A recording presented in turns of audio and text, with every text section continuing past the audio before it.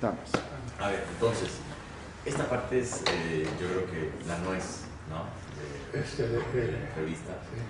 Y aquí sí, lo voy a dejar solo, porque para el tema de la edición es muy importante que no haya tropiezos, ¿no? Que no haya diálogo para que sea fluido todo el, la comunicación. Si acaso, una pregunta, ¿no? Sí. Entonces, pienso yo que... ¿Cómo lo tiene pensado? Bueno, yo quiero empezar con el establecimiento de SPP y seguir. Programación. Luego, el tránsito al sector financiero, sí, ¿no? Sí. El episodio, digamos, de la banca, de todo el proceso de prestación, de la banca, etcétera. Y luego una reflexión de horizonte. Sí. Sí, pienso yo que hay un punto, hay un momento básico que tiene mucho que ver con el quehacer en el gobierno y los economistas y la universidad. No digo que sea el único, pero sí es uno de los puntos fundamentales, porque en 1976, diciembre, se formalizó a través de la creación de la Secretaría de Programación y Presupuesto de nueva cuenta la planeación del desarrollo y la programación de la acción pública.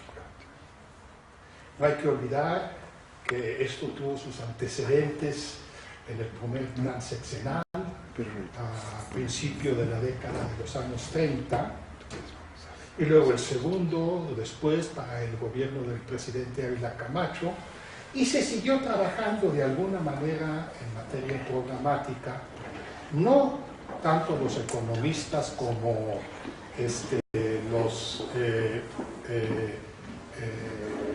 otras profesiones, pero la verdadera participación de los economistas se dio en el gobierno, ya como algo definitivo, se dio con la creación de programación y presupuesto, que se llenó de economistas y se llenó en los años que siguieron de economistas, incluso dos destacados economistas, Carlos Salinas de esta escuela facultad y Ernesto Cedillo del Poli, fueron titulares de esa secretaría, pero de ahí salieron también otros economistas con renombre de SPP, Pedro Aspe, Guillermo Ortiz, Manuel Camacho, o sea, fue la incorporación de la profesión ya de una manera formal a la actividad de la planeación y la programación. Y no solo fue en el área de la planeación, sino en otras áreas de gobierno, en donde los economistas ocuparon carteras importantes. Y lo hicieron en esa época, en 76, todos ellos surgidos de la Escuela de Economía, Facultad de Economía. Entonces esto es importante porque si se habla de que con el gobierno del presidente alemán, los universitarios en general y en particular los abogados entraron al gobierno ya de manera masiva, yo diría que en 76, desde luego los universitarios estaban en el gobierno, pero entraron los economistas de manera masiva al quehacer gubernamental. Y todos ellos de la UNAM. Esto es importante, porque al entrar a posiciones de dirección, pues se nutrieron de todo el personal que reclutaban en las aulas, aquí. Entonces, se fortaleció mucho la relación UNAM-gobierno, UNAM Economía-Gobierno en 76. Para mí, repito, fue una especie de parteaguas. La Secretaría de Programación y Presupuesto recogió de varias secretarías de Estado funciones, se nutrió de 4 secretarías de Estado, se nutrió de la Secretaría de la Presidencia, de todas las tareas asociadas a la programación y a la planeación del desarrollo. Se nutrió de la Secretaría de Hacienda, de las tareas asociadas al presupuesto, todo el presupuesto, gasto corriente de inversión, fideicomisos, todo se nutrió. Los fideicomisos, figura muy importante en el quehacer público, que la sigue siendo todavía hoy, absorbían muchos recursos y participaban en muchas actividades. Es una especie de caja negra donde uno mete cualquier cosa y sale cualquier cosa. Es una maravilla el fideicomiso como figura. Se nutrió de Hacienda de eso. Se nutrió de la Secretaría del Patrimonio Nacional en todo lo relacionado a concursos de obras, concursos y adquisiciones y control de los organismos y empresas del Estado. Y se nutrió de industria y comercio en todo lo relacionado con estadística e información. Entonces, SPP recogió de otras secretarías de Estado funciones para resumirlas todas bajo el concepto de programación y de presupuesto, incluyendo la información como parte esencial de la planeación y la programación.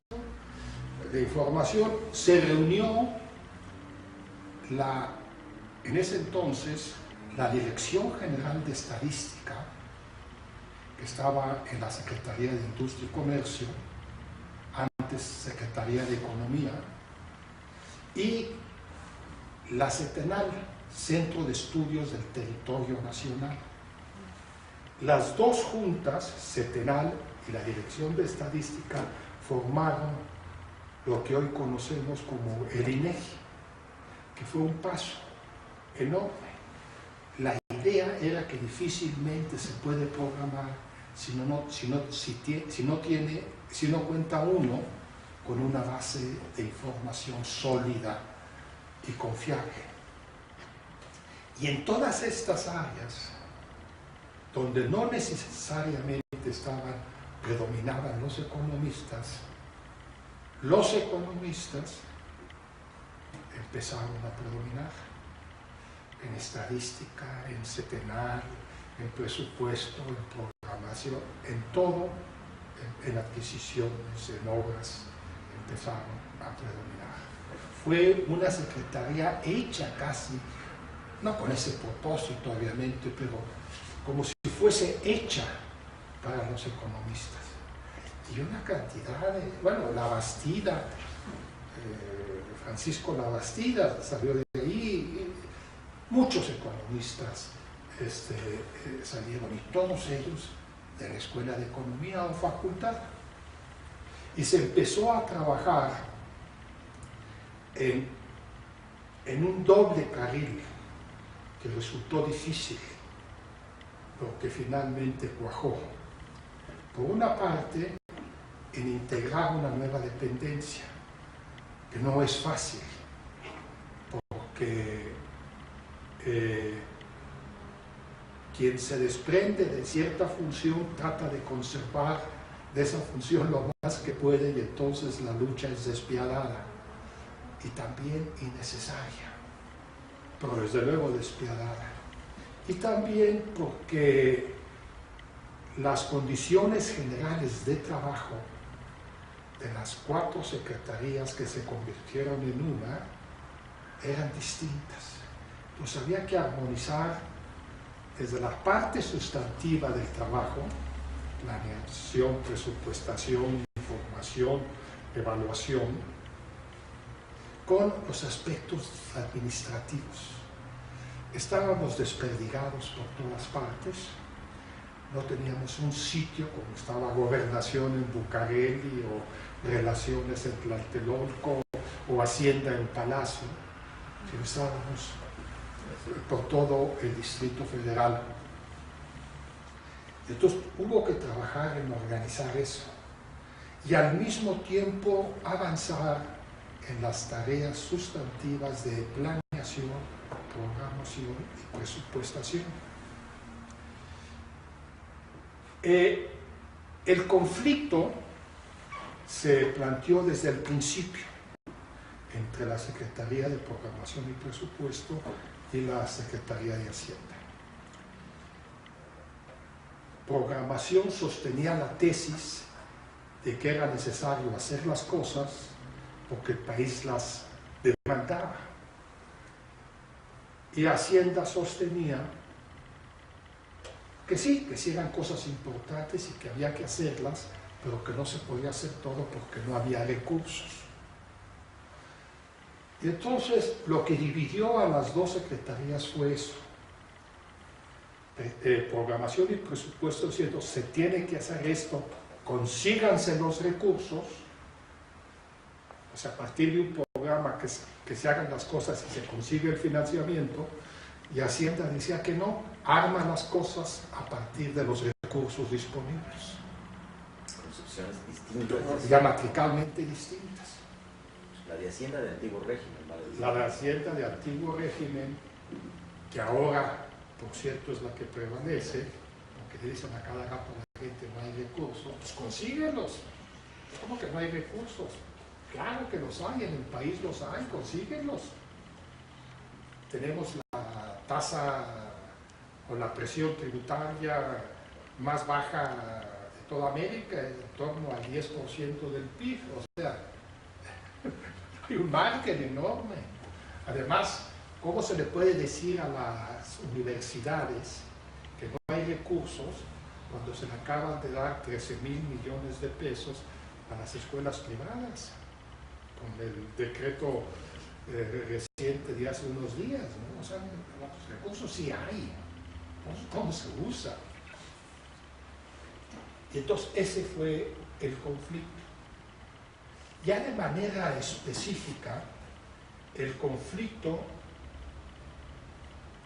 tuvo su manifestación ya abierta en que la Secretaría de Hacienda, en este jaloneo, mantuvo la caja y era quien escribía los cheques. La tesorería quedó en la Secretaría de Hacienda, finalmente. Yo argumenté que debía estar en programación y presupuesto, quedó en Hacienda. Y entonces, como al final de cuentas se necesitan pesos y centavos, quien sacaba los pesos y centavos era la tesorería y les daba el ritmo que estimaba pertinente. Entonces, no hay que olvidar que en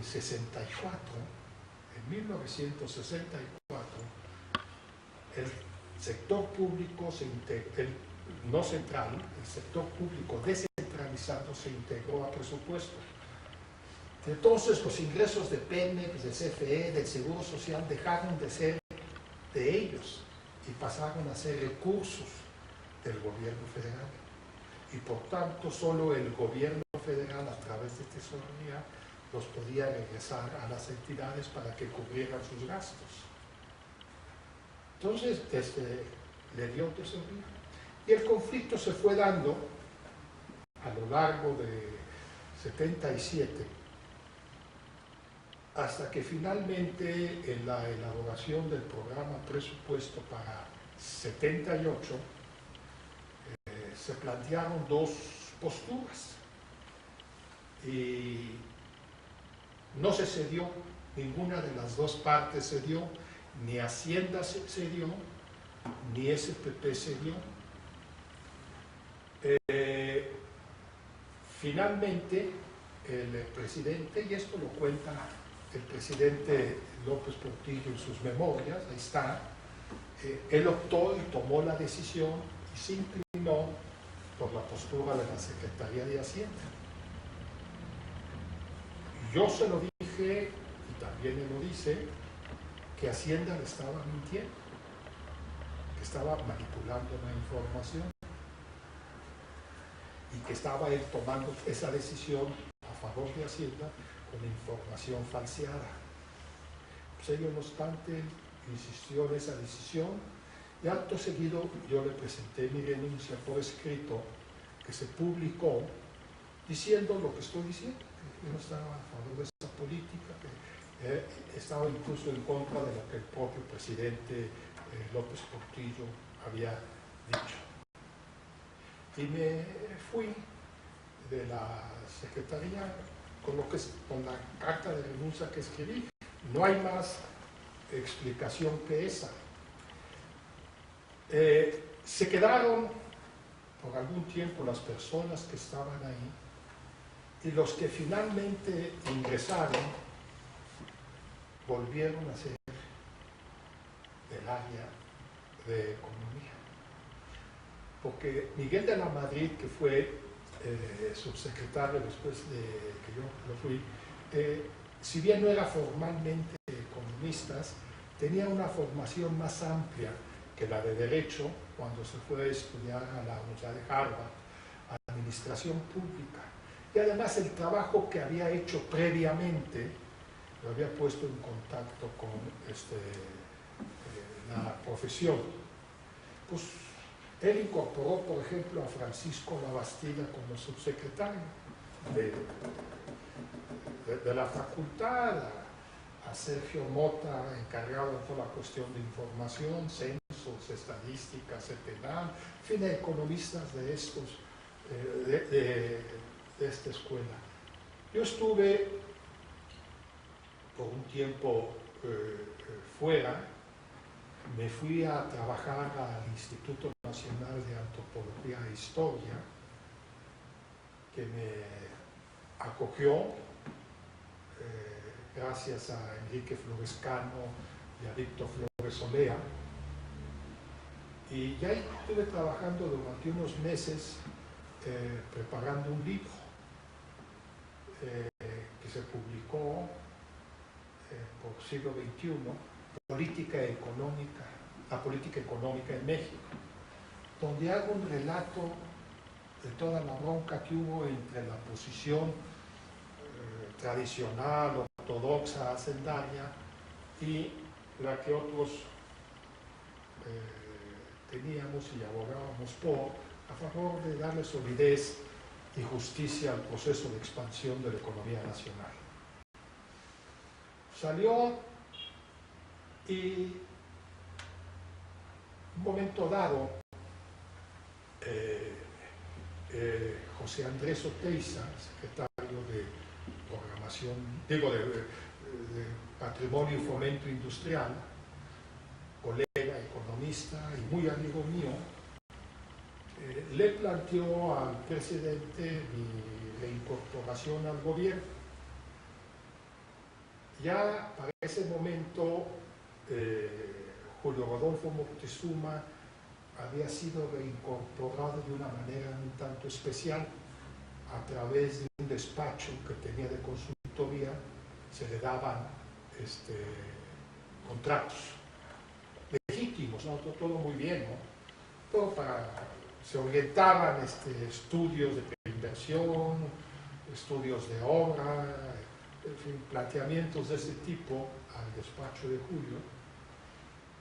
Y yo estaba en Antropología e Historia, ahí en el Castillo de Chapultepec, trabajando en lo mío y entonces José Andrés, y se presentó la posibilidad de que entrara yo al sector financiero. Este es un punto, profesor. Sí. Perdone que le interrumpa. Antes de abrir este gran capítulo de su experiencia en el sector financiero, quisiera conocer usted algunas reflexiones respecto a la experiencia de programación y presupuesto visto en relación al ejercicio de la profesión de economista y específicamente a lo que representó para los egresados de la Escuela de Económica o en ese momento ya tránsito hacia la facultad. Me refiero a dos aspectos interesantes o importantes. Primero tiene que ver con, obviamente, la dirección de la Secretaría estaba en manos, como usted y sus colaboradores más cercanos, de economistas formados en el ejercicio público, en la función función pública y con una experiencia a través de las funciones hacendarias, etcétera, como usted lo relató ya, ingreso, de gasto, etcétera. Pero programación y sobre todo presupuestación exigía a un cierto nivel, a un nivel ya no directivo, sino a un nivel técnico profesional, de un economista con habilidades, con destrezas, que la Facultad de Economía no ofrecía. Es decir, un tipo de entrenamiento que no estaba curricularmente en la formación de los jóvenes economistas, pese a que era tan importante este cambio en el ejercicio de la profesión dentro del sector público.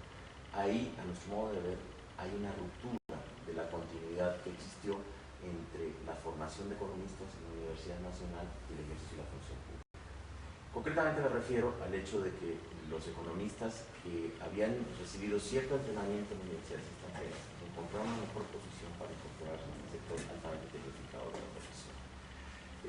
Segundo aspecto, fue también Secretaría de Programación y Presupuesto, como usted lo ha señalado bien, y no por azar, el punto si se quiere, de despegue de dos futuros presidentes de la República, es decir, de tres. De la Madrid, Salinas, Cedillo. Esa continuidad. Y esa continuidad también marca un giro en la política económica de México. Hay ahí entonces también un cambio de orientación, y el episodio de su renuncia, el episodio de cambio de orientación en el modelo de pensamiento de la profesión, encuentra en la Secretaría de Programación y Presupuesto un momento importante, un nudo importante. ¿Qué nos podría decir sobre ello? Sí,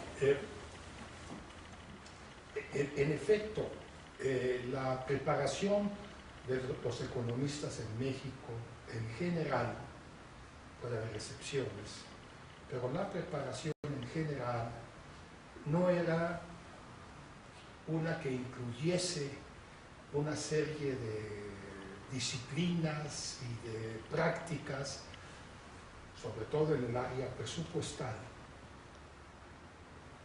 no así en el área de programación y planeación, que fuese dominada por los economistas en México. Pero tampoco era algo imposible de adquirir. Por ejemplo, el director de inversiones públicas, que yo nombré y siguió por un tiempo, ser un economista,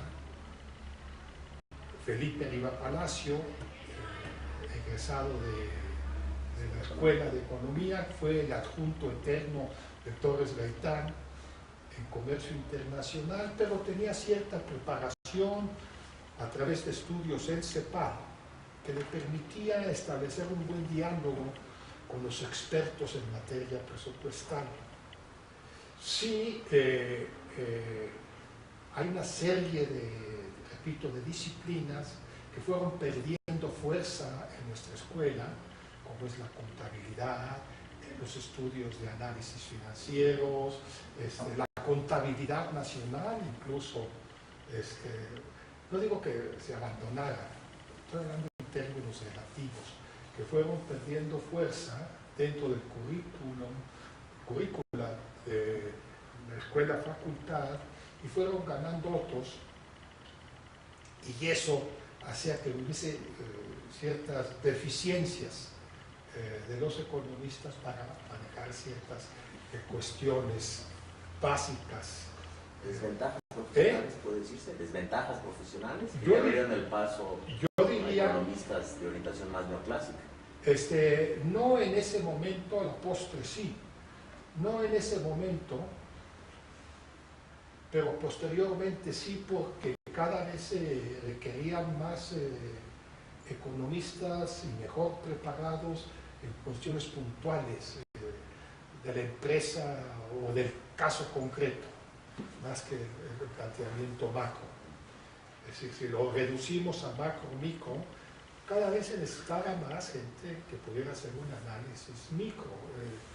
Por ejemplo, contestar la siguiente pregunta, que es parte del proceso de planeación y de presupuestación.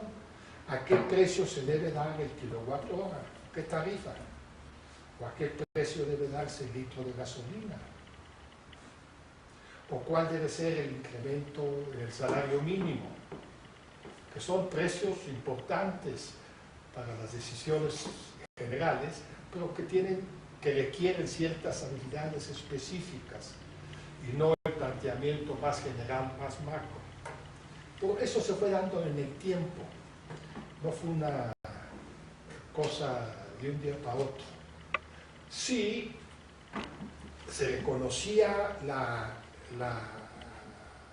ausencia de estos elementos y disciplinas, pero fueron sustituidas por los contadores que predominaban en el área de presupuesto. O sea, ahí se dio una fusión entre economistas y contadores y pudieron trabajar.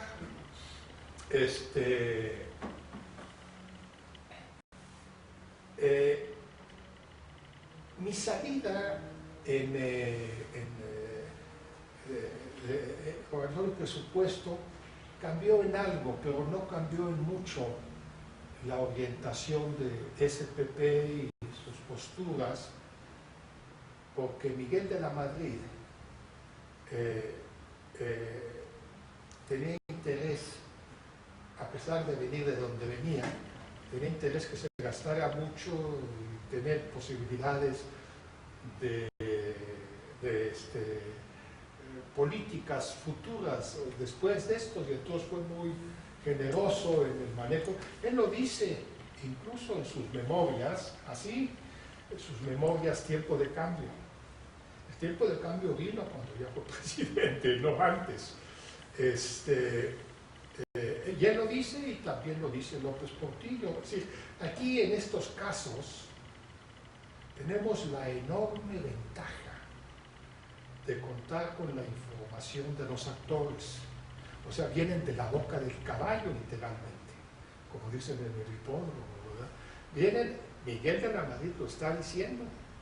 Yo por eso les digo a los estudiantes en el curso que ofrezco de Economía Mexicana, que deben leer lo que dicen los actores, que todos ellos han publicado memorias, Ortiz Mena,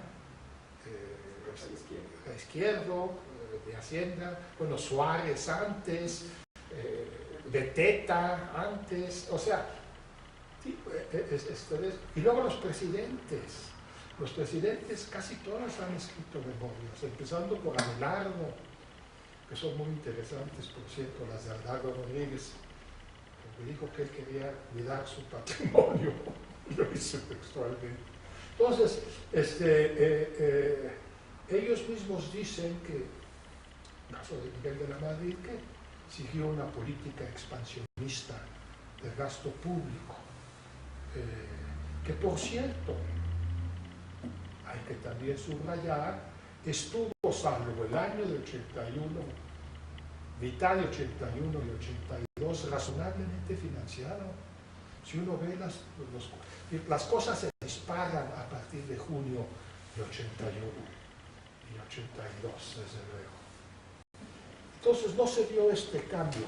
El cambio se dio, y de manera importante, en SPP, cuando llega Miguel de la Madrid a la presidencia, y como secretario de SPP nombra a Carlos Salinas de Gortari. Y entonces empieza en México, yo diría, una sustitución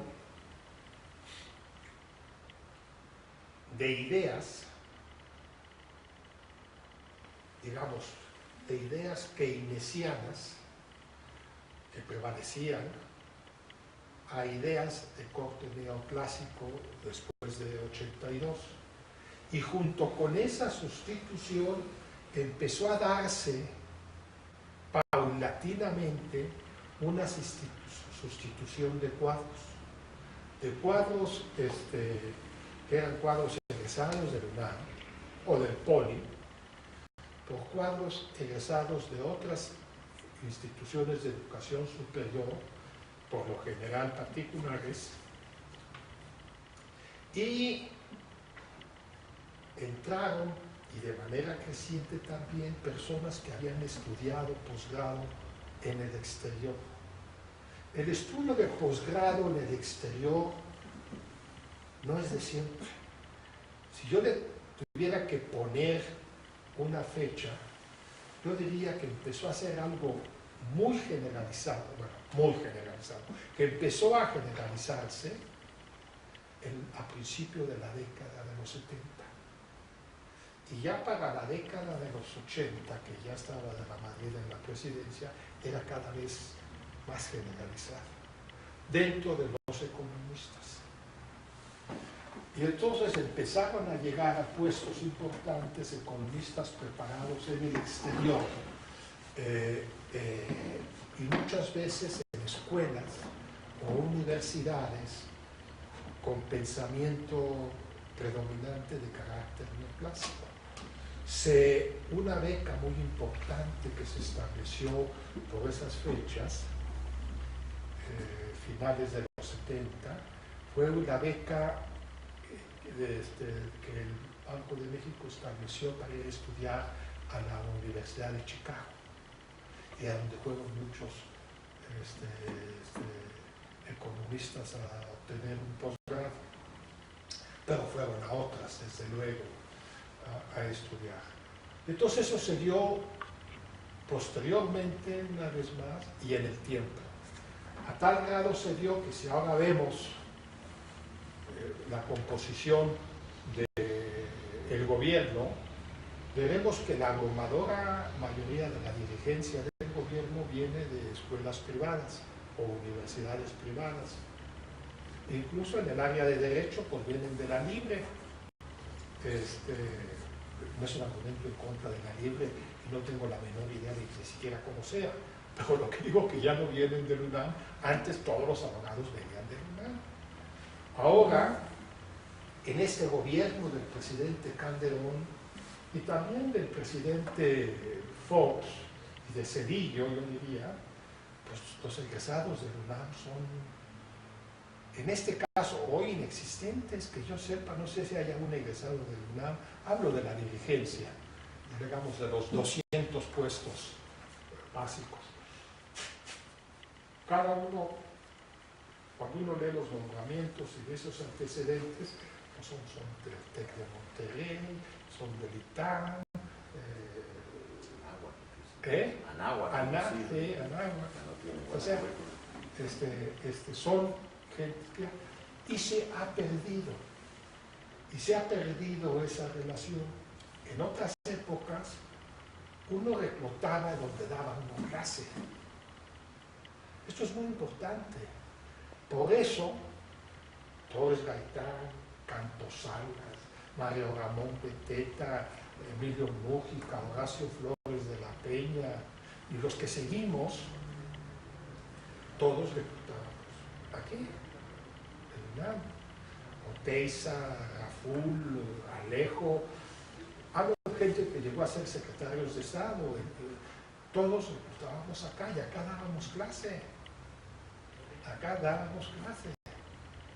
Yo di clase aquí siendo el secretario de Estado, y mis colegas que trabajaban conmigo también daban clase.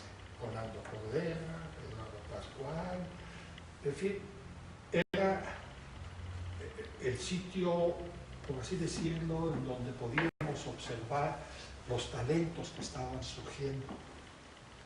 Y claro, era una época en que se sacaba literalmente a los estudiantes de economía de segundo o tercer año. En aquel año eran años no semestres, y iban a trabajar o en la mañana y a la escuela y a la facultad en la tarde, o viceversa, pero se los jalaba uno. Todos eran absorbidos por las empresas privadas o por el gobierno. Había una demanda, había mucha esperanza de progreso. Era un país que venía siendo durante muchos años, que iba para adelante, un país en expansión. De veras, no digo que estuviera perfecto todo, muy lejos de ello, ¿no? Pero lo que sí era cierto es que estaba en expansión y que reclutaba personal cotidianamente, que lo reclutaba de la universidad, y en el área de economía no se dio.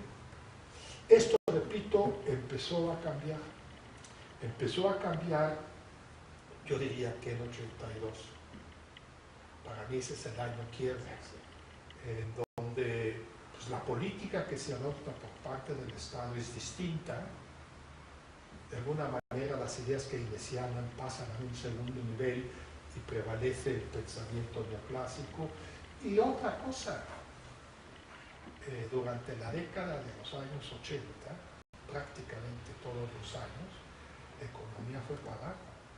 El promedio fue una caída de más del 2% del Producto Interno Bruto por persona. O sea, 4% negativo. Es decir, la economía no se expandió. Entonces, esa esperanza de progreso que se veía, pues se fue reduciendo. Además, se fue reduciendo el sector público. O sea, se fue achicando después de 82. Y en ese proceso de achicamiento, pues había menos opciones de trabajo.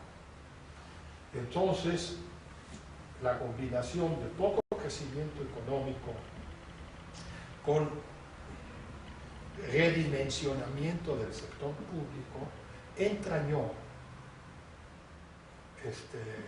menos opciones de trabajo en general y en particular por los economistas de la UNAM, que repito, empezaron a ser desplazados por otras profesiones, por estudios de personas en otras universidades. Yo así lo quería decir. Muy bien, muy bien. Su libro, La historia de la política económica en México, es entonces el cierre de un capítulo, no solo de su vida, sino de un capítulo de la historia de la política económica en México. Hay un cambio, hay una inflexión.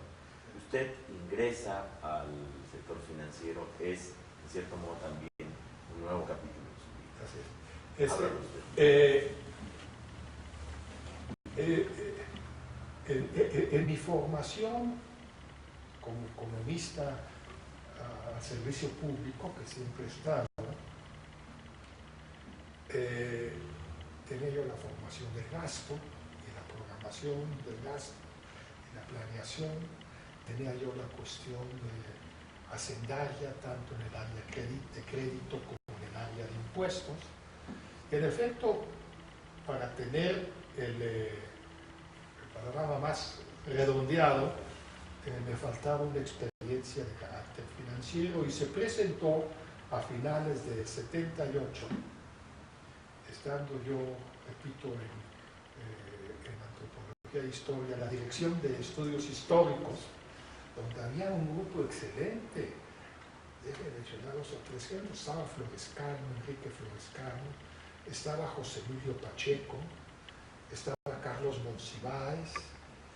O sea, había un grupo de talento y trabajábamos en el castillo de Chapultepec, en la parte de los sótanos del castillo. Ahí estaba la dirección de estudios históricos y ahí estuve yo. Una magnífica biblioteca. Excelente biblioteca, grupo muy estimulante de colegas. Fueron una época, los seminarios, sí, de estudios históricos fueron. Muchos de esos todavía siguen en antropología e historia, Francisco Pérez Arce, Saúl Trejo, Carlos San Juan, Saúl Escobar, o sea, gente que de estas, y estábamos ahí. Yo repito, ahí terminé el libro La política económica en México, y a raíz de esta sugerencia que hizo José Andrés Oteiza a José López Portillo de mi reincorporación, él aprobó. Se habló en ese entonces con David Ibarra, también muy asociado a la Escuela de Economía, a la universidad. David fue el primer director del área de posgrado, aunque todavía no se había formalizado el posgrado y la escuela como facultad. Él estaba dirigiendo esa área. En un seminario, ¿no? Un seminario, que así empezó. Él era el secretario de Hacienda, se habló con él y el presidente, por conducto del secretario de Hacienda, David Ibarra, a propuesta de José Andrés Oteiza, menciono esto porque es importante que se subraye que siempre es bueno tener un apoyo, una palanca, una recomendación en la vida y en el trabajo. Se me nombró director de la Financiera Nacional Azucarera, FINASA, que en aquel entonces era una financiera de cierta importancia porque tenía a su cargo el funcionamiento del sector azucarero. Éramos propietarios de cerca de 30 ingenios que estaban en el fideicomiso del azúcar, que habían sido ingenios que se habían pasado al sector público como daciones en pago, que habían quebrado. Y sigue siéndolo una actividad importante. Es interesante porque hay de todo, todas las clases sociales, desde el contador de caña, el ejidatario, un pequeño propietario del predio, el transportista, el obrero industrial en el ingenio, y una vez sacada la caña, el comerciante. Tiene uno que ver con industrias importantes, desde luego la refresquera, pero también la de medicinas y la de ¿cómo se llama? La de pan, la repostería, el alcohol. O sea, es muy interesante la actividad y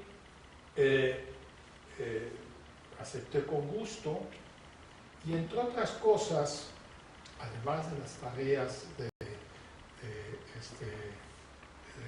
propiamente del sector financiero, el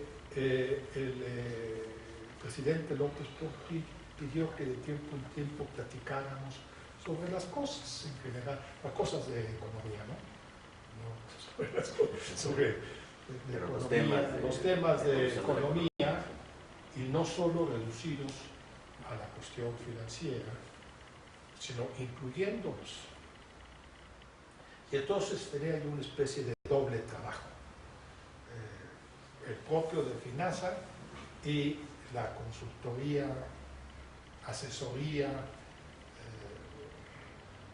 no es que uno fuese asesor de un presidente, pero en fin, lo invitaban a uno a platicar. Pero una consideración que se desprende también de los argumentos que estuvieron en el fondo de su separación de la Secretaría de Programación, ¿no? Es un reconocimiento también a que había un núcleo de razón que compartía el presidente y que políticamente no podía sustentar. Y que después ya en la práctica y en el ejercicio cotidiano de su gobierno se fue acercando muchísimo más al pensamiento original que nosotros en STP, digo nosotros porque éramos un grupo, promovíamos, sin duda. Como decía el Quijote, al tiempo, Sancho. Al tiempo. Eso nunca se lo dije yo al presidente, desde luego. Nunca se lo diría cuando ya está muerto, pero en efecto hubo un reconocimiento.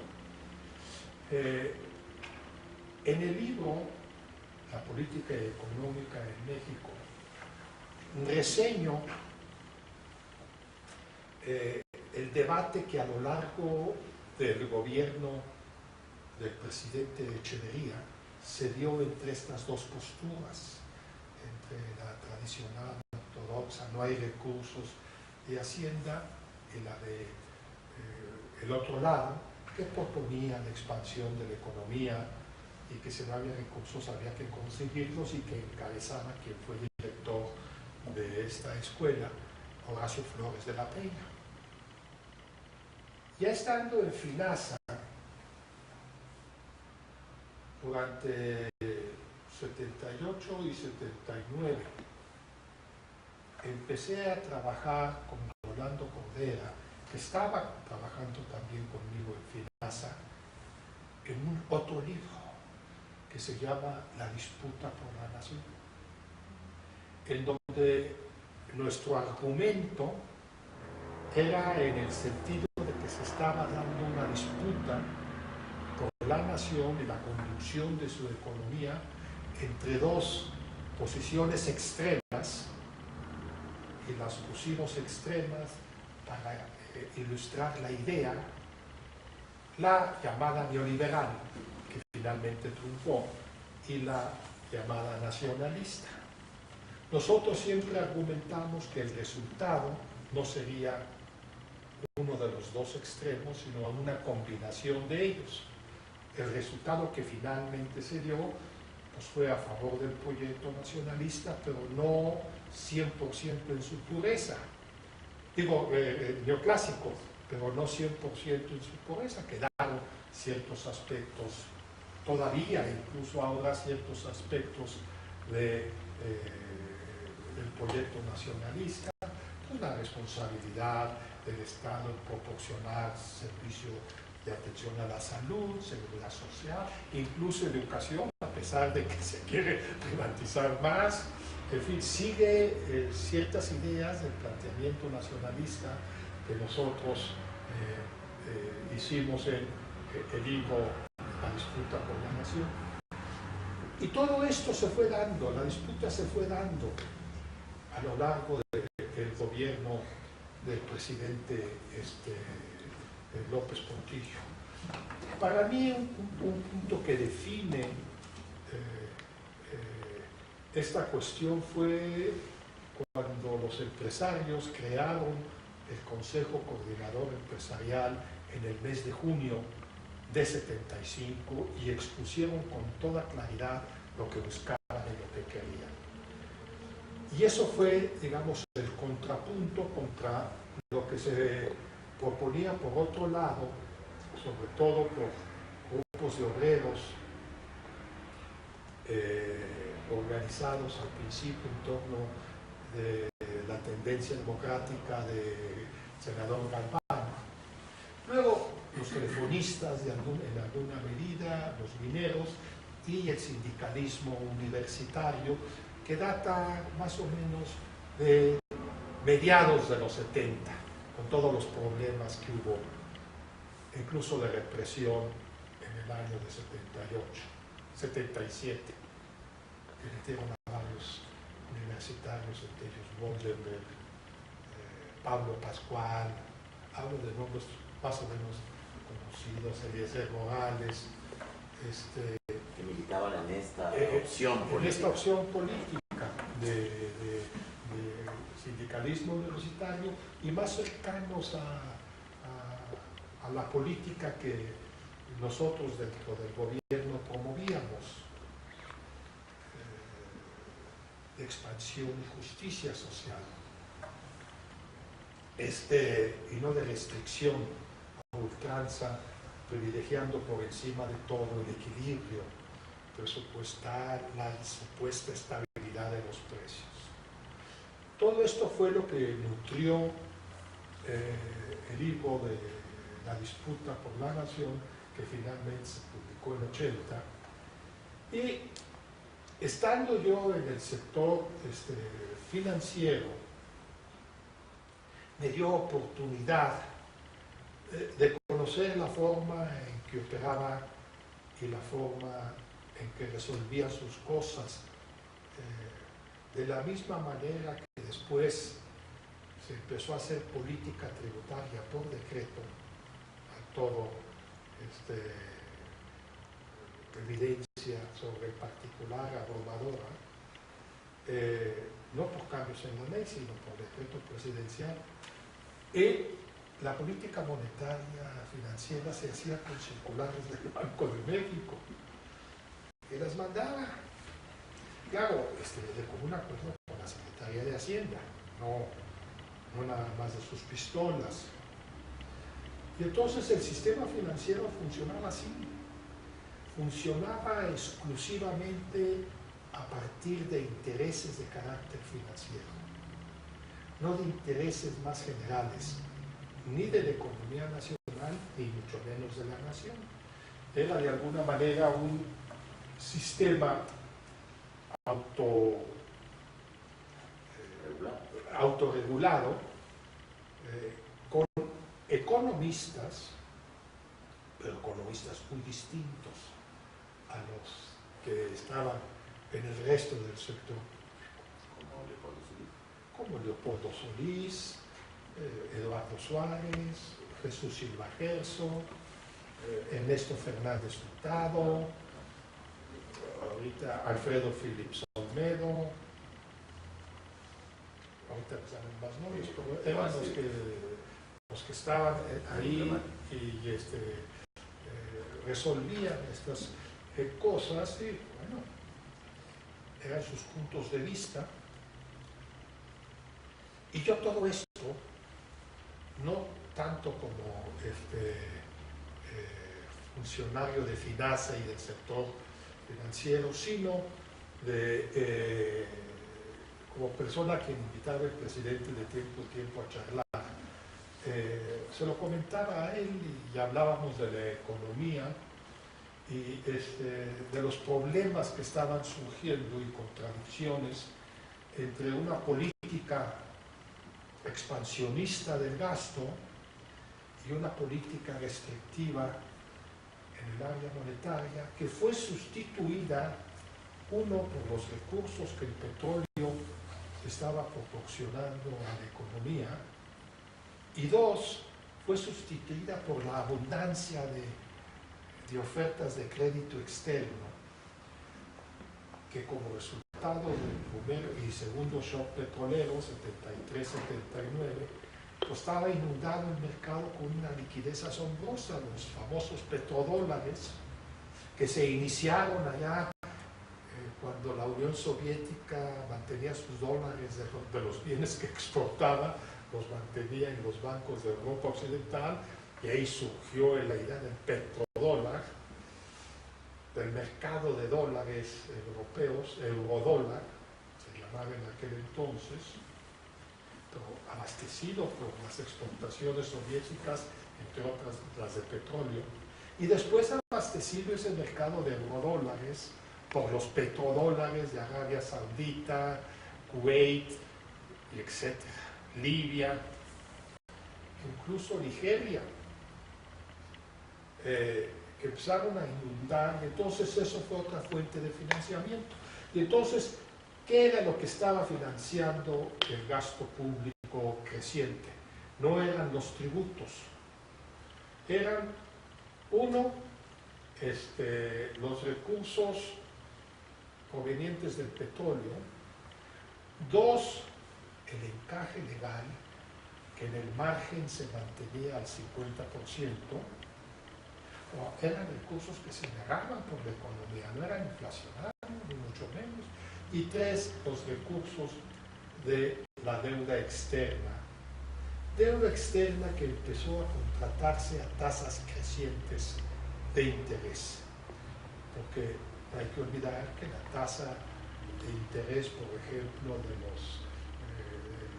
el papel norteamericano pasó de 4% a 18% en 2 años y medio. O sea, fue bestial el incremento que promovió Volcker y el presidente Reagan. Entonces, eso fue creando problemas y todo eso lo estuvimos hablando. Porque López Portillo tenía la visión interesada, como en el fondo son todas las visiones, yo no hablo de que exista visión objetiva, neutra, no, hay visiones interesadas. López Portillo, como todos los presidentes en todas partes del mundo, me imagino, hay por cierto un libro espléndido de Robert McNamara sobre las distintas visiones que se le presentaban al presidente Johnson sobre la guerra de Vietnam. Cada secretario interesado presentaba su propia visión y versión de las cosas, ¿no? Entonces, pues, calcúlele cómo le fue a Estados Unidos al final. Lo mismo sucedía. Menciono esto de McNamara porque no es un caso único el de México. En cuestiones tan vitales e importantes como la guerra de Vietnam, el presidente, según McNamara, el presidente Johnson estaba abrumado de visiones encontradas. Tenía la visión de Miguel de la Madrid en programación y presupuesto, interesado en la sucesión presidencial y en los intereses que él tenía. Todos tenemos intereses. Tenía la visión de David Ibarra, que también quería ser presidente, por lo menos se decía. Y fuera de esas dos extremas, porque la del Banco de México, que era Gustavo Romero Colbeck, también economista, era la de David. Frente a esas, López Portillo quería una visión, la de José Andrés Oteiza, que estaba en la Secretaría de Patrimonio y Fomento Industrial, y la mía, que eran distintas a las otras dos. A mí me gustaría pensar que la mía era la más objetiva, pero seguramente estaba viciada de ideas, de ideología, como están todas. De ahí viene la palabra ideología, de las ideas. Entonces, López Portillo estaba viendo y leyendo notas con visiones distintas sobre lo que estaba sucediendo en el país. Llega un momento, a finales de 81, principio de 82, en que me pide concretamente a mí que prepare de manera discreta un planteamiento de política que incluya, pero no solamente, pero que incluya el control de cambios y la nacionalización de la banca. Yo escribí un libro sobre el particular, y ahí doy la historia, un libro que publicó Siglo XXI, doy toda esa historia de cómo fue. La esencia era que López Portillo, ante la crisis, tenía por una parte la crisis que empezó a manifestarse a mediados de 81, crisis que finalmente se le reconoció como la crisis de la deuda externa, que fue mundial, por cierto, no fue nada más México. Tenía por un lado el planteamiento hacendario clásico, hay que frenar, no hay de otra. Y hay que frenar en esta magnitud, frenar la economía.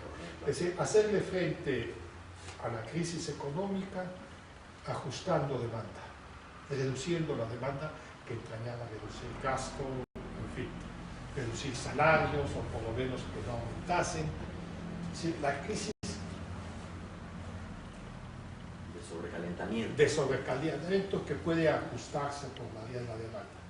Tenía el planteamiento de SPP, de Miguel de la Madrid, en que sí, pero no tanto, o sea, había ambigüedad.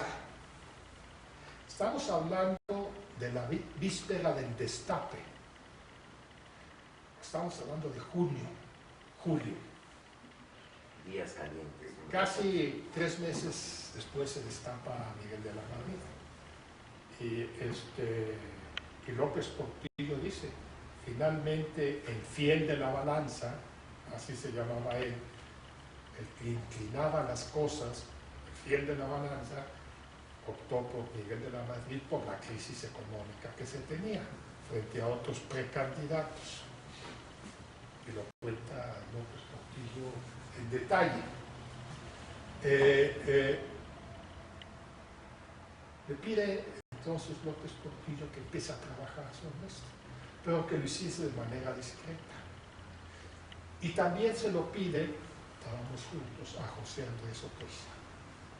que también lo hiciéramos discreta, de una manera muy discreta. Tan discreta que lo hicimos él y yo.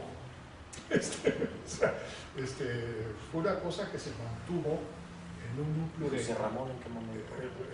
Se mantuvo en un núcleo muy reducido.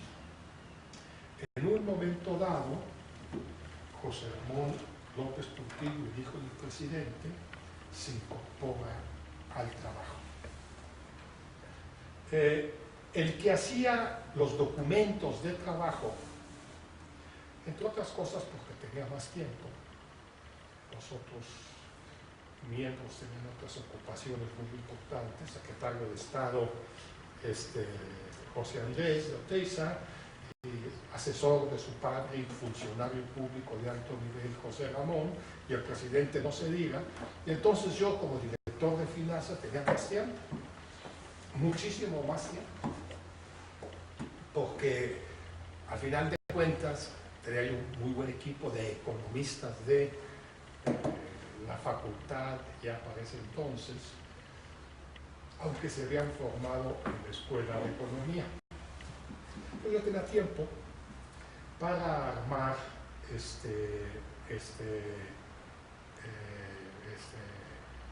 las notas, y tenía yo forma, por el puesto que tenía, para encargar trabajos. Por ejemplo, se encargó un trabajo, lo encargué sobre la legislación en materia de moneda y crédito y banca en México. Espléndido. Que nos dio todo, no solamente la parte legal, que es muy importante de esta área financiera, sino los datos, captaciones, qué porcentaje de los clientes representa qué porcentaje de la captación. Nos damos cuenta que 2% representa el 80% de los clientes, dónde están las sucursales, cuál es la estructura de captación. Todo un trabajo de información de estas que publicó FINASA. Interesante. Lo publicó FINASA, es un libro sobre toda la cuestión de moneda y crédito. Financiera, moneda y crédito, ¿no? Lo publicó FINASA. No respecto a sus eficacias. No, era parte del trabajo que era propio de una financiera importante del gobierno, que el Consejo de Administración que presidía David Ibarra, Hacienda, la vaca de fomento nacional, estaba sectorializada en Hacienda y la presidía por los funcionarios de Hacienda, ¿no? David Ibarra en este caso. Un trabajo que les fascinó, no se había hecho. Y también otro trabajo que publicó FINASA sobre lo que se hacía en otros países del mundo en la misma materia. Entonces nos fuimos armando de muy buena información. Y eran trabajos normales, públicos, así se publicaron. Sigue trabajando y finalmente se le presentaron, presenté yo al presidente las opciones que había. Perdón, profesor, antes de ellos, inscrito en el sector financiero gubernamental, ¿qué tipo de relaciones mantenía con la banca privada y las organizaciones de banqueros? Sí, muy estrechas.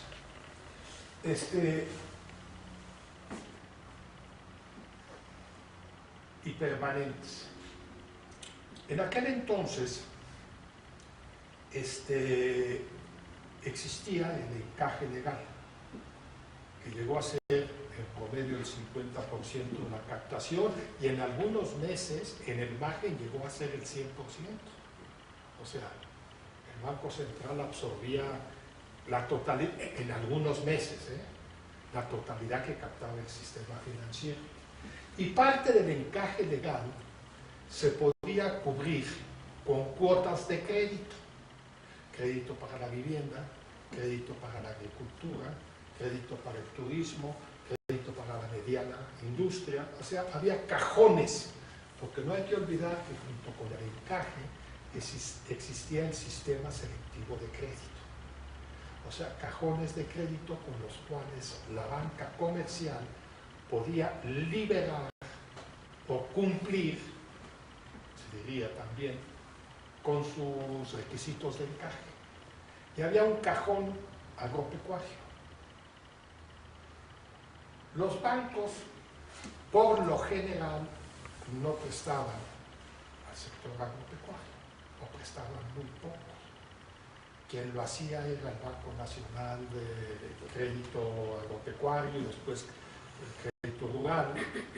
Bueno, ya antes el Ejidal y el Agrícola, pero todo eso se fue concentrando en el Banco de Desarrollo Rural.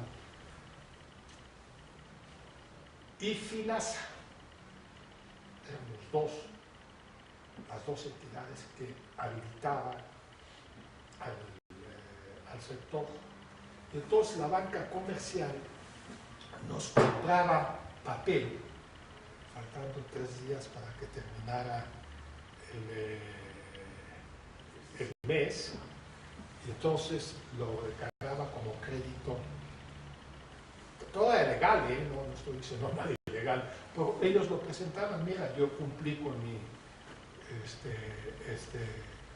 obligación de dar crédito al campo, pues, le compré el papel a FINASA y el otro se lo compraban al Banco de Desarrollo Rural, ¿no? Entonces había esa relación práctica, o sea, muy concreta. Había también la participación de FINASA en las agrupaciones de la banca, miembros de la sociedad la asociación de banqueros, íbamos a las convenciones bancarias. También nosotros acudimos por encargo del gobierno federal al mercado internacional de crédito, mucho más allá de nuestras necesidades. Íbamos para financiar al conjunto, pues que el dinero entraba, ¿no?, a la misma caja. Entonces, habíamos contratado en los 3 años que estuve yo ahí, fácil 12.000 millones de dólares de crédito con el exterior. Tanto, generalmente era en Londres, porque ahí se armaban los paquetes crediticios, pero también en Nueva York. Entonces hubo mucha relación, hubo una relación muy práctica, concreta, con esta cuestión del encaje. También trabajábamos con los bancos para habilitar a ciertos campesinos a través del mecanismo del FIRA y del FEFA, los fideicomisos agrícolas en el Banco de México. Trabajábamos con los bancos. También trabajábamos con los bancos comerciales para ciertos ingenios. Por ejemplo, el ingenio El Potrero, espléndido ingenio altamente productivo. Entonces nos juntábamos banca comercial, privada y FINASA para apoyar al Potrero y a otros, ingenios. No menciono El Potrero porque era, digamos, la estrella de los ingenios privados. Había relaciones de trabajo, había relaciones de grupo a través de la Asociación de Banqueros, y había desde luego toda la relación con el de la Secretaría de Hacienda, con la banca, porque éramos parte. Es decir, no hay que olvidar que en aquel entonces la banca en México tenía 3 grandes capítulos. La banca pública, los bancos nacionales, Nafinsa, FINASA, Banco de Comercio Exterior, Banobras, en fin, los bancos nacionales, el Banco Pesquero incluso, el Banco del Ahorro Nacional, había varios bancos. La banca mixta, que estaba constituida por bancos que se tomaron, que el sector público tomó en los 60s, el grupo Somex, con su Banco Mexicano, y el grupo internacional con el Banco Internacional, que era banca mixta, era capital mixto, público y privado, que predominaba ahí con mucho el público, y la banca privada, eran los tres grupos. Y entonces la relación era con Hacienda y la autoridad, con el Banco de México, con la bancaria y con Hacienda, era o por grupos, banca pública, autoridad, o por los tres, autoridad, dependiendo mucho del asunto a tratar, de tipo de cuestión. Entonces, la Secretaría de Hacienda, el Banco de México y la bancaria trabajan, siempre lo han hecho, me imagino que lo siguen haciendo, muy cerca del sistema financiero en su conjunto, porque a diferencia de otros sistemas financieros, en el de México es piramidal totalmente. Hay jefes de grupo.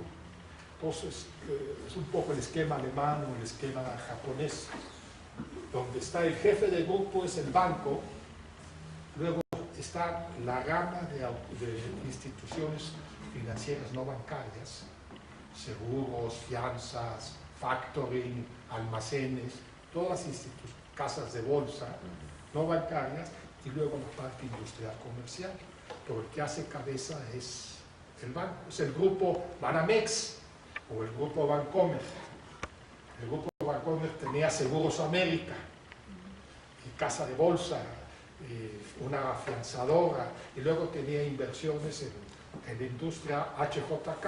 O sea, actuaban como grupo. Esto está prohibido, por ejemplo, en Estados Unidos, pero en México no. En México, inclusive en 74, 75, se acabó con la banca especializada y se pasó a la banca múltiple, cosa que hasta hace poco en Estados Unidos se dio, y creo que ahora ya se está volviendo a pensar a separar la banca de depósito de la banca de inversión, con la crisis esta que hubo, para que la de inversión no contamine la de depósito y ahorro.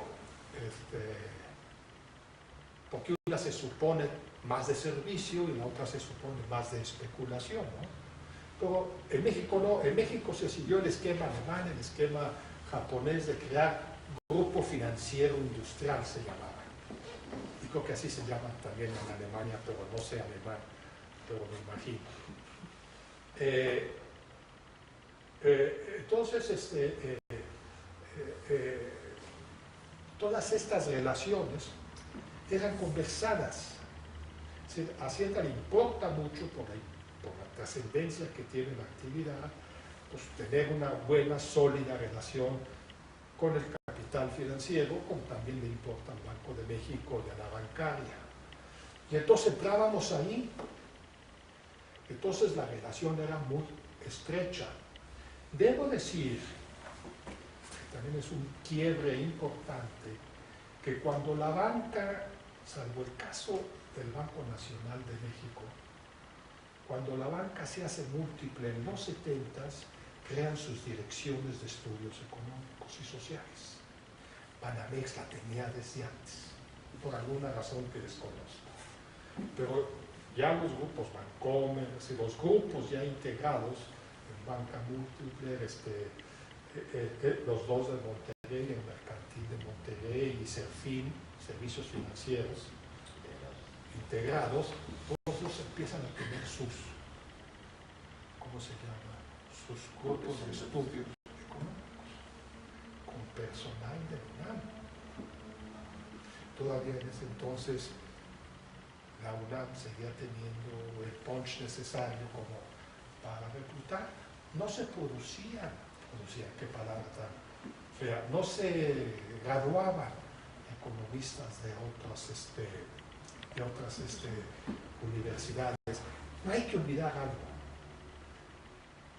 La Ibero, el ITAM y el TEC de Monterrey en la década de los años 70 eran eso. Bueno, universidades creo que no lo eran,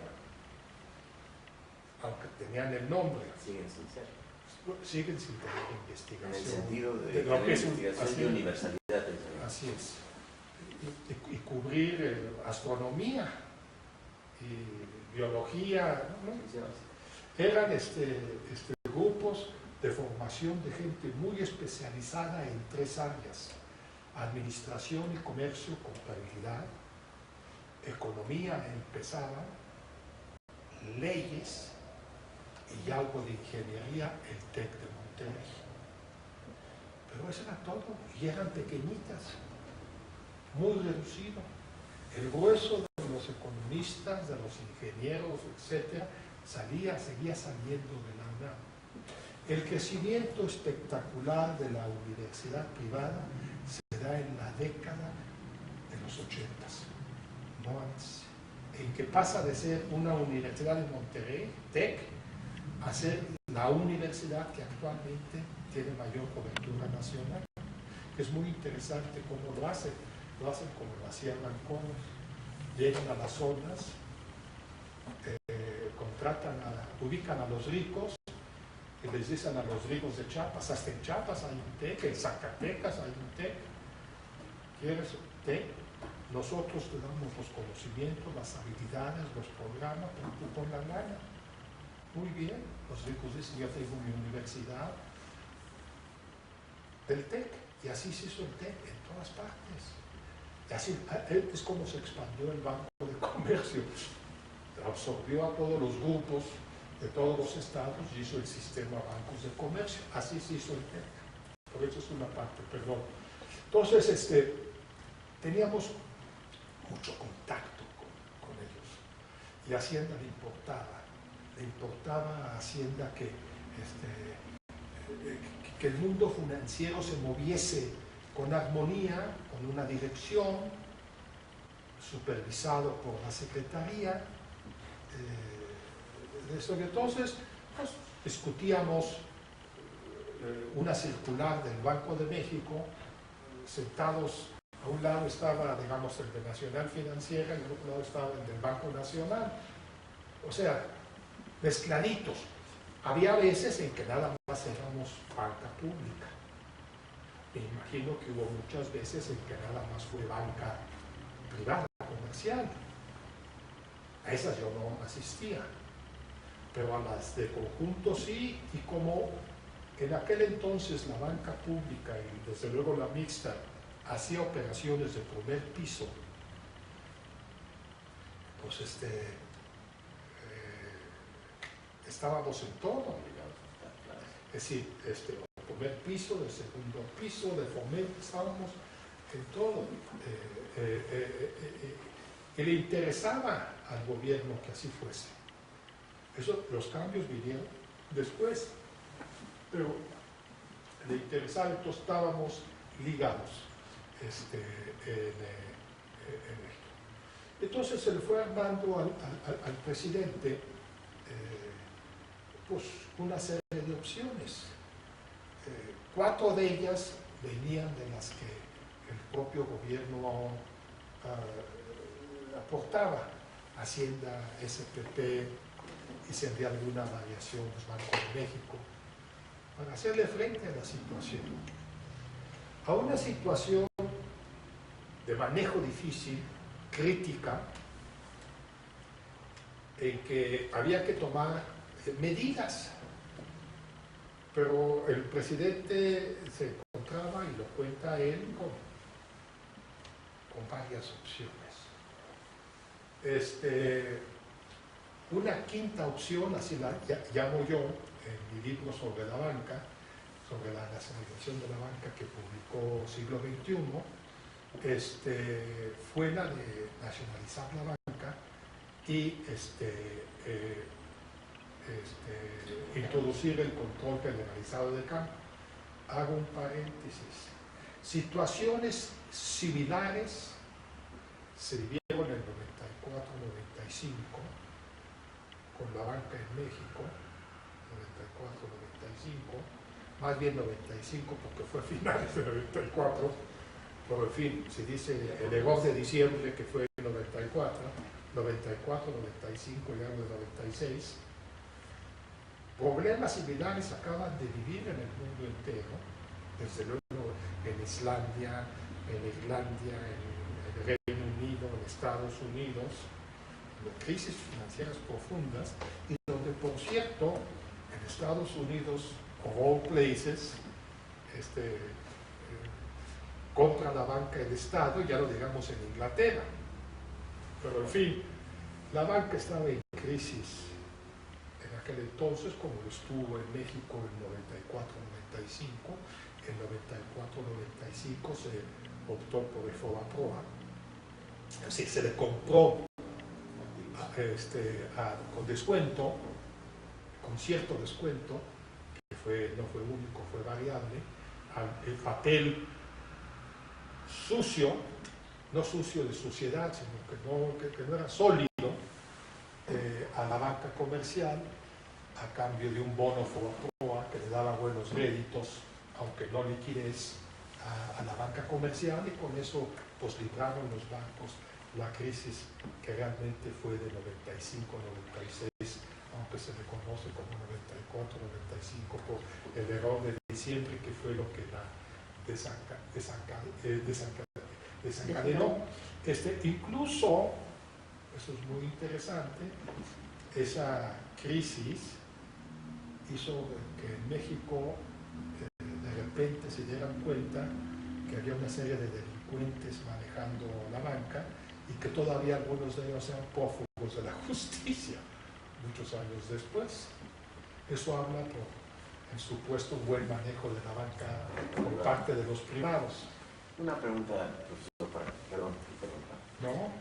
En los prolegómenos de la crisis, de la deuda, sí, de pérdida de control sobre paridad cambiaria, etc., la información, la calidad de la información sobre el entorno internacional que tenía México dependía de organismos internacionales, o el país tenía, digamos, su propio servicio de información que le permitía tomar decisiones. Lo digo por lo siguiente.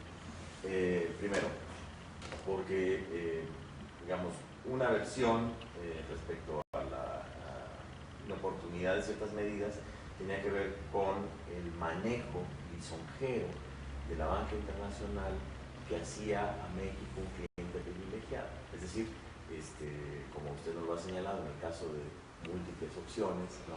Bueno, la banca tenía su propio diagnóstico y fue muy persuasivo para ciertos países para producir un endeudamiento acelerado, ¿no? Y por otro lado, también la banca internacional fue creando un entorno o una corriente de opinión que, si me permite la expresión, opacó, digamos, aquellos argumentos de analistas nacionales que ponían el acento en la peligrosidad de un proceso de bursatilización de la deuda, ¿no es cierto? Entonces, usted, ese escenario internacional, ¿qué información tenía para formular un proyecto de esta naturaleza, que era, por supuesto, un proyecto bastante audaz? Sí. Por varias razones, sobre todo la importancia de la economía mexicana, el hecho de que fuéramos actores importantes en el mercado petrolero, que dominaba mucho las transacciones internacionales de la época, de 80, por ejemplo. El hecho de que fuésemos uno de los países más endeudados del mundo en dólares con la banca extranjera, el hecho de que fuésemos el país que tenía más deuda con el Banco Mundial y con el Banco Interamericano, en fin, por varias razones, México disponía de información amplia. La teníamos, desde luego, de las fuentes tradicionales, tales como el Banco Mundial y el Fondo Monetario Internacional, y en alguna medida el Interamericano. Pero las teníamos de la banca privada internacional, notablemente de Morgan, Citicorp, Chase, y luego los ingleses Barclays, sobre todo el BNP de Francia, del Deutsche Bank de Alemania, Banco Central, y desde luego el Banco de Inglaterra. Sí, teníamos del exterior muy buena información y que estaba disponible.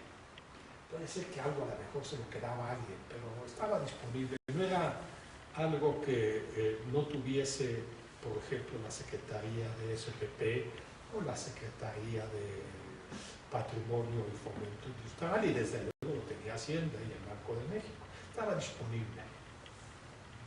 Sobre movimientos en divisas, y hay varias cuartillas en las memorias de López Portillo, se le jugaba mucho al gobierno mexicano. No demasiado, pero sí se le jugaba mucho. Y no demasiado por una razón. Quien generaba invento, pero es un orden de magnitud, el 85% de las divisas era el propio gobierno, ya sea por la vía de crédito, ya sea por la vía de exportación. Generábamos el 85% de las divisas. Acuérdense que en una época hasta el 90% de la exportación de mercancías era petróleo. O sea, quien generaba las divisas era el gobierno. Contratando crédito, entraba la divisa, o el petróleo. Entonces, se engañaba, el Banco de México engañaba, y hubo reclamos serios, a tal grado que, entre otras cosas, lo cuenta López Portillo, por eso salió Romero Colbert de la dirección del Banco de México. No se manejaba con claridad y transparencia, se manejaba con interés en el margen. Pero en estos casos el margen importa mucho. Es eso, es eso justamente el margen. Entonces había eso. Sobre la salida de divisas también no se informaba cabalmente al presidente, eso lo controlaba, porque cuando México adoptó el principio hace muchísimos años de la libre convertibilidad de la moneda, automáticamente todas las solicitudes de divisas de los particulares se las hacían al Banco Central. Digo, así de sencillo. Ellos llegaban divisas contra el Banco Central. Entonces tenía muy buena información de qué era, quién estaba pidiendo las divisas y para qué las estaba pidiendo. Eso de que no se sabe, pues, se sabe muy bien. Esa es una de las cosas que es muy importante tener presente. En México, quienes generan divisas son, por así decirlo, literalmente un puñado de entidades. Por el lado de crédito, las que pueden contratar crédito del exterior, pues no son muchas las empresas. Y por el lado de necesidades de exportación que generan, tampoco se exporta mucho. Digo, si ahorita uno mismo hoy que está bastante más diversificada que antes, uno ve quién genera divisas, ve que son 2 empresas mineras, bueno, Pemex, 2 empresas mineras, entre ellas Grupo México, la industria automotriz, que son 5 empresas, no sé cuántas eran, porque son de los fuertes generadores de divisas, automotriz, las armadoras, las productoras, incluso porque se produce algo, las mineras, casi todo el turismo es de paquete, entonces son 2 o 3 los mayoristas, que son los que mueven al turismo, digamos a los millones. Parecería que son muchos, pero son casi todo el turismo en México viene en paquete, no todo, pero una parte importante. Y entonces se sabe muy bien quiénes son las divisas, quién las genera. Eso de que la frontera es muy extensa y que hay muchos jugadores en divisas, pues, el dinero no camina, se mueve por los sistemas financieros. O sea que la frontera no importa. No sé cuánto puede uno echar sacos al otro lado. El dinero se mueve con el sistema financiero y quien genera las divisas y quien las usa, repito, no son 5 obviamente, pero uso la figura de puñado porque es un número relativamente pequeño. de entidades. No van a la ventanilla. No van a la ventanilla. ¿No? Entonces, todo eso que se conoce no estaba informando bien el Banco de México. En eso sí había fallas. También había fallas en el cambio en la composición de la estructura de captación del sistema financiero mexicano, que se movió a un alto grado de liquidez. Yo pienso que propiciado por la propia banca, porque fue esa liquidez la que permitió en unos cuantos meses que salieran más de 25,000 millones de dólares. En aquel entonces, lo dice hasta Miguel de la Madrid en sus memorias, o sea, que él diga que en 82 se movió 25,000 millones de dólares, pues ha de ser cierto, si no es que a lo mejor se movió más. Era un trasiego de dólares. Sí, todos. Y no hay que olvidar que quien estaba alimentando esa era la deuda pública a corto plazo. Esa fue la trampa de la crisis de la deuda, y no solo en México. Venezuela, Argentina, Brasil, Chile. Es decir, para hacerle frente a las divisas demandadas que salían, no para importar un tractor, sino que salían, capital especulativo, se tenía que contratar deuda, pero dadas las condiciones del mercado, tenía que ser a corto plazo. Y llegó un momento, en 82, en que bajaron la cortina mismo para la deuda a corto plazo, le quitaron su revolvencia. Entonces nos quedamos sin divisas, más que las que estaba generando Pemex por la vía de la exportación. Esto se sabía, yo diría que teníamos mejor información de fuera que la que teníamos de dentro. Pero mismo la de dentro era bastante, no toda, era bastante. Es decir, por una razón, porque no se podía esconder, porque era muy obvia.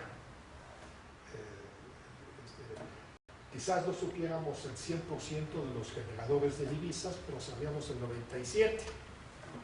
¿Me explico? Es decir, teníamos buena información porque no se podía esconder. Como ahora no se puede esconder mucho, ¿verdad? Todavía todo se sabe al día siguiente.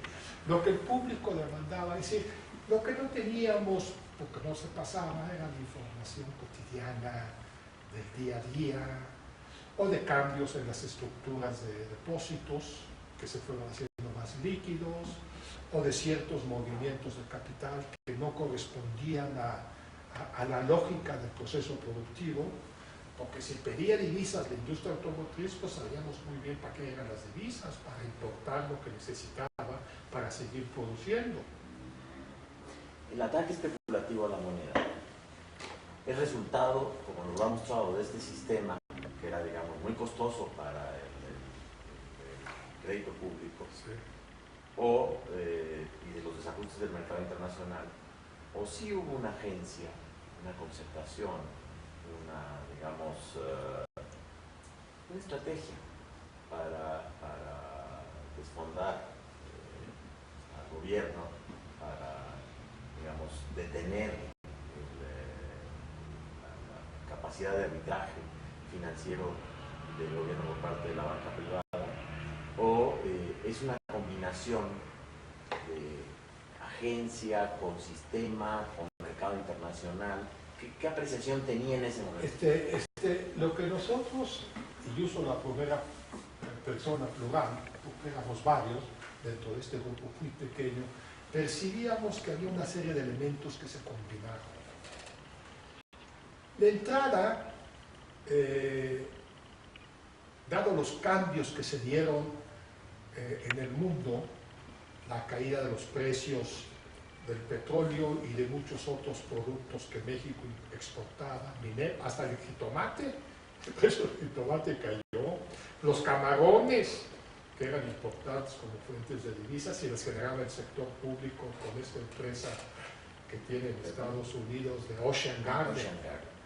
O sea, el desplome de los precios que se da en 81, a los cuales México exporta, y el incremento de los precios de los bienes que México importa, o sea, el vuelco que se da en los términos de intercambio en nuestra contra, uno,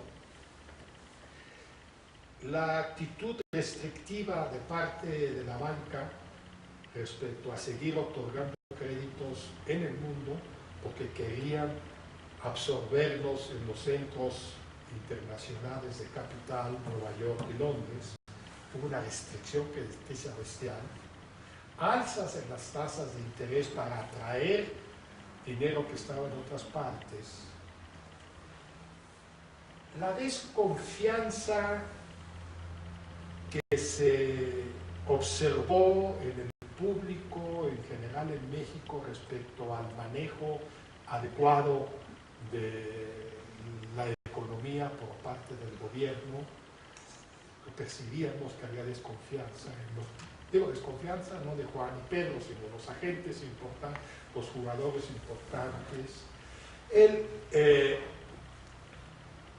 Y yo esto sí lo subrayaría, el creciente mal manejo financiero del gasto público, es decir, que empezó en la mitad de los 81, antes no hubo esa cosa, yo insisto, sería cuestión de leer los datos y discutirlos, pero esto empezó, yo diría,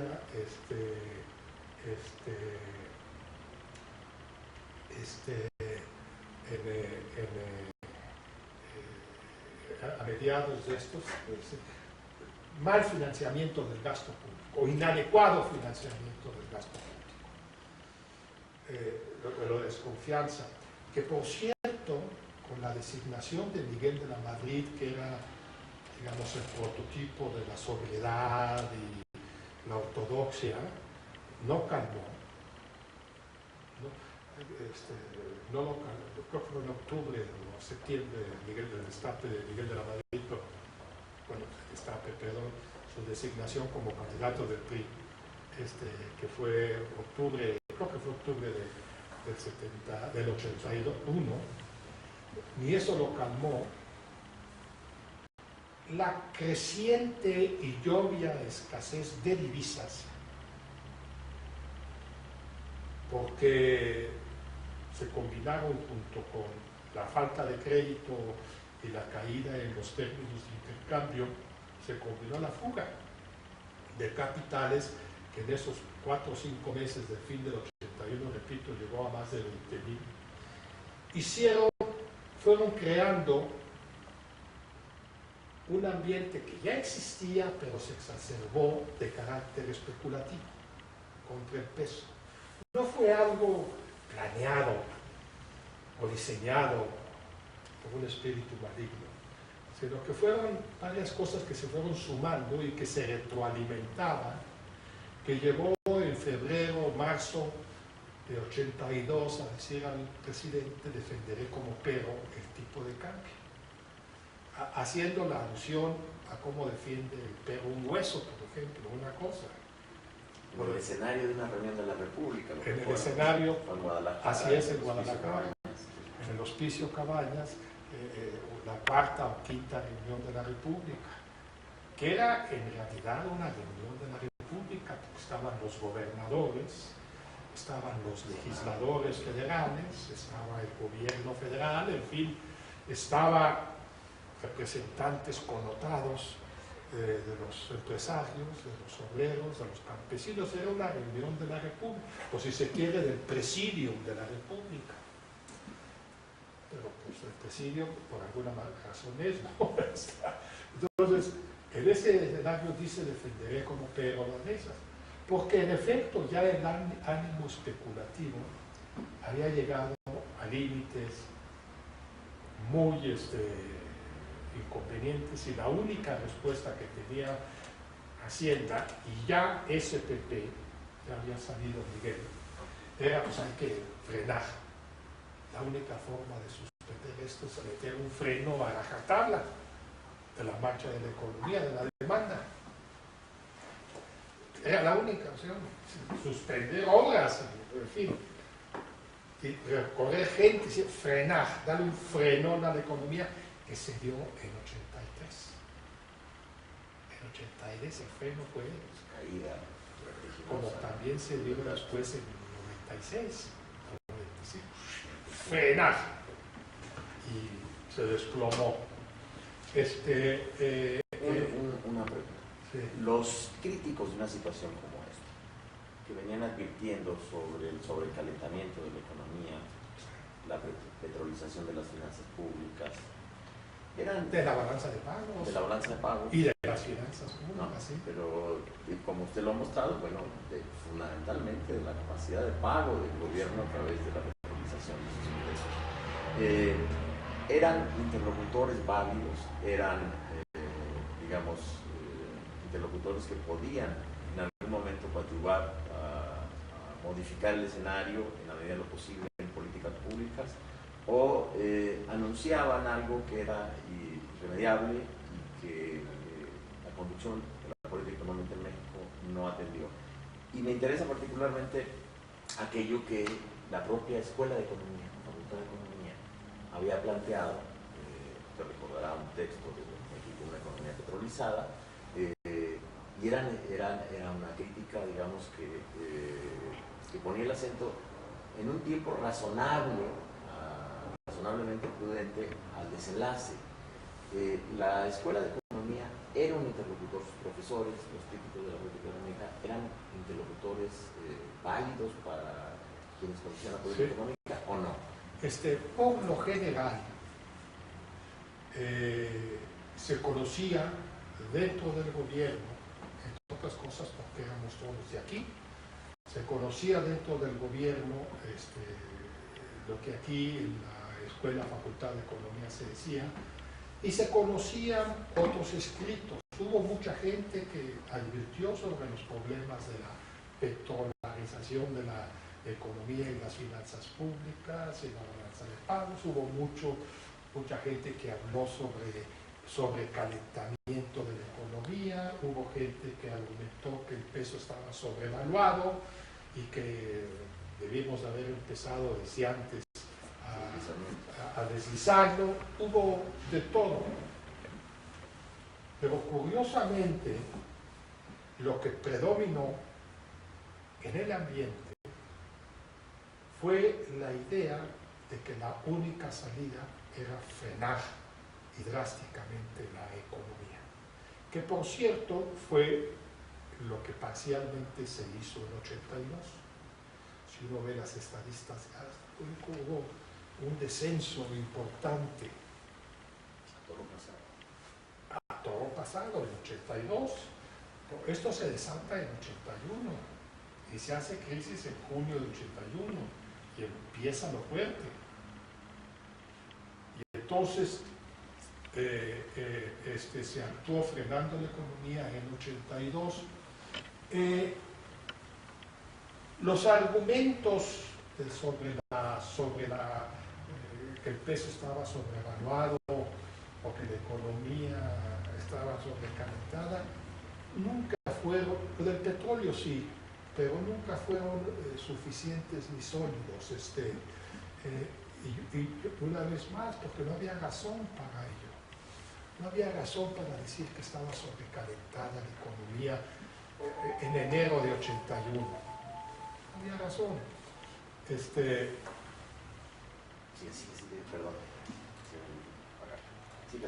No había razón para sostenerlo.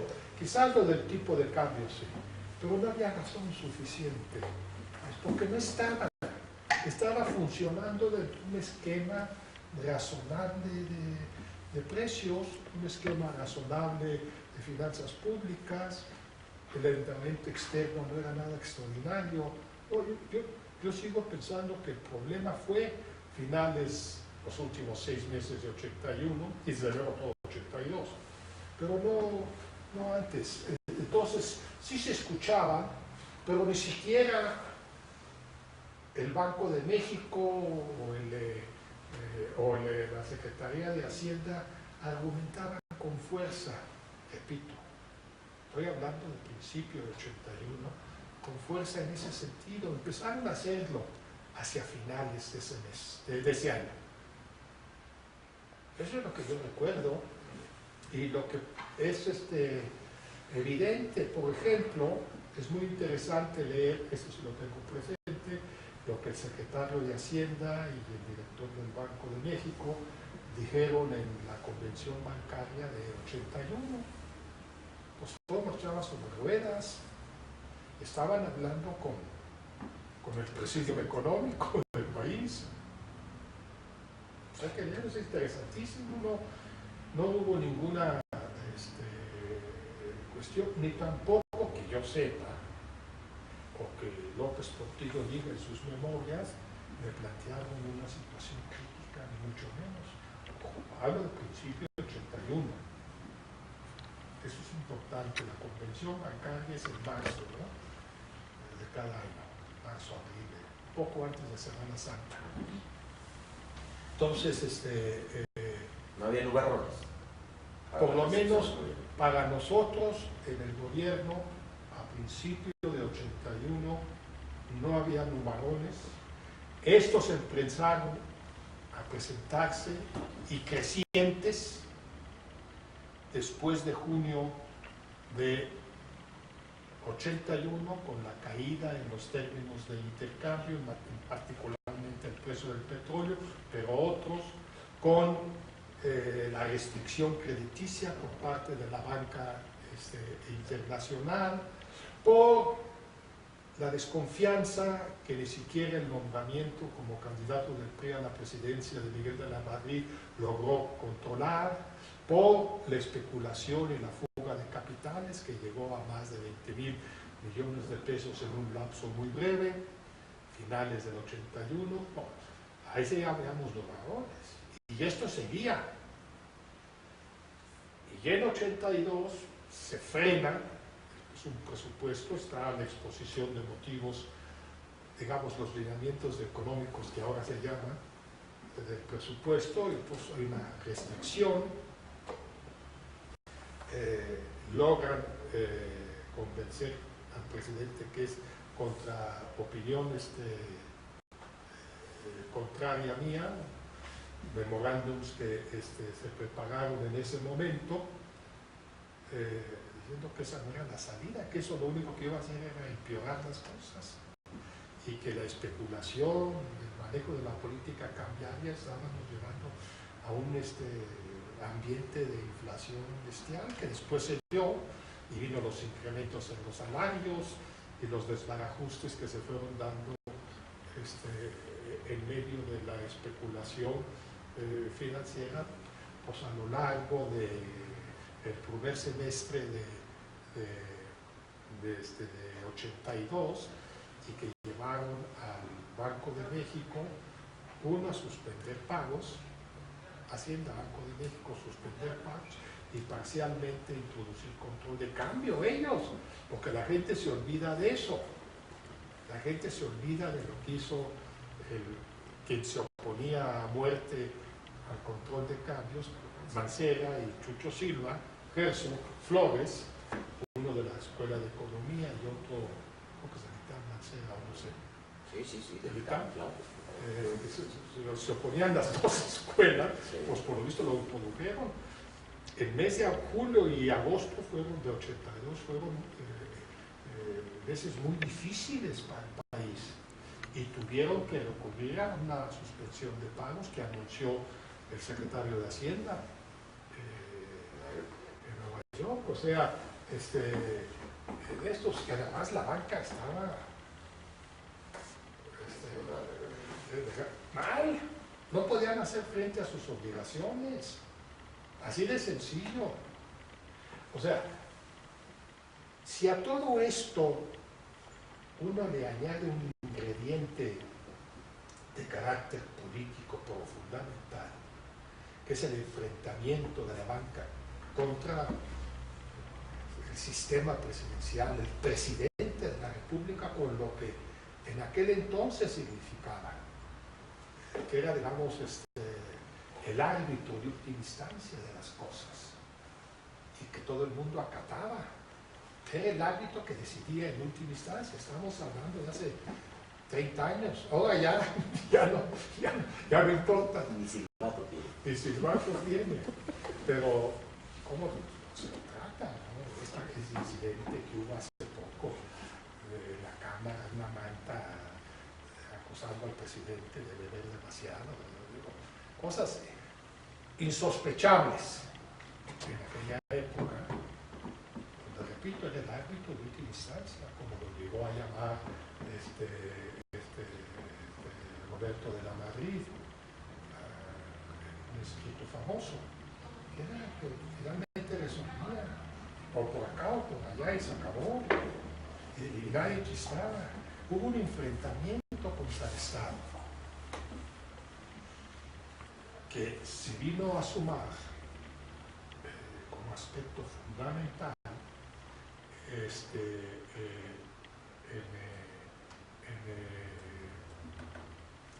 a todo esto que he comentado, la especulación, la caída de precios, la falta de crédito, se vino a sumar a todo eso y a polarizar aún más el enfrentamiento sector público, sector privado, pero sector privado financiero. Ojo, esto es importante porque el sector privado financiero en México, como ya comenté, representa no solo al banco, sino a las instituciones financieras no bancarias y al grupo industrial comercial que está detrás de ellos. Toda la cadena de hoteles Camino Reales y no sé cuántas cosas más era del Banco Nacional de México, incluyendo cantinas y todo. Legítimo, o sea, digamos, el capítulo turístico de las inversiones del Banco Nacional de México. O sea, estamos hablando, pues, no solamente del banquero, sino del director del hotel Camino Real Chapultepec, o no sé cómo se llama, que está ahí enfrente de Chapultepec, que todavía está en Mariano Escobedo.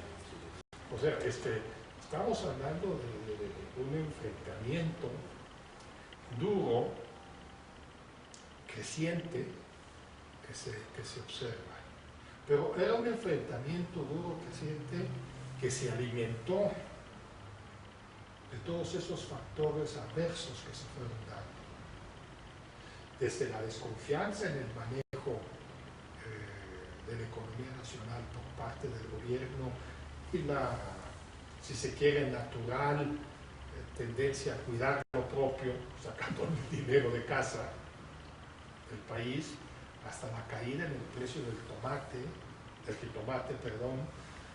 los camarones, del petróleo, de la falta de crédito, tasas de interés por las nubes. Todo eso se sumó. Y se sumó, mucho de eso se sumó en otras partes. Porque lo que habría que explicar por qué esta famosa crisis de la deuda se dio en Nigeria, en Indonesia, en varios países de América Latina, que se dio y se dio en el mismo año. Lo que pasa es que México entonces fue el primer país que suspendió pagos. Entonces se asocia mucho con México, pero no, se dio en todas partes. Y ahí está la información. Aquí se le añadió el conflicto de poder, el conflicto con la institución del Estado mexicano por excelencia, que es la presidencia de la República. Y esto pues llevó a los sucesos que finalmente se dieron y anunciaron el 1 de septiembre de 82, y salí de FINASA y entré al Banco de México a manejar la situación, entre otras cosas, porque yo había trabajado mucho en la preparación del proyecto y poca gente estaba dispuesta a aceptarlo. Hemos visto el escenario general, sí, de esta que fue, digamos, el capítulo de la nacionalización. Nos saltamos un poco al desenlace. Nos interesaría mucho una narración detenida de todo este proceso de elaboración del proyecto, del escenario, del decreto, del territorio, y lo que viene esos 90 días del proyecto. Ahora, un momento,